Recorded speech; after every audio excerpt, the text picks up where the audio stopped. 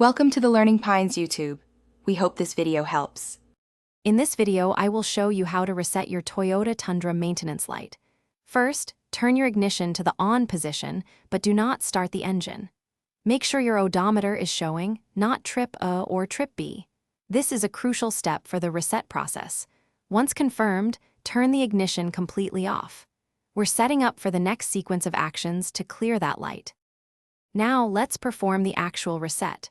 Press and hold the odometer reset button. While still holding it, turn your ignition back to the on position.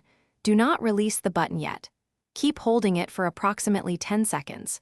You'll see the maintenance light flash a few times and then disappear, indicating a successful reset.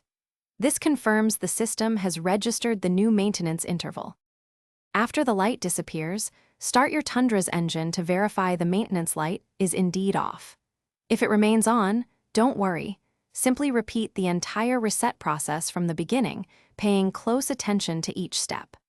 A common mistake is not having the odometer displayed initially. Double-check that you're on the correct display before you begin the sequence. Congratulations! You've successfully reset your Toyota Tundra's maintenance light.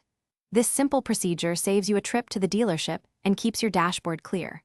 Remember, staying on top of your vehicle's maintenance schedule is key to its longevity and performance. For more helpful tips and tricks, subscribe to our channel.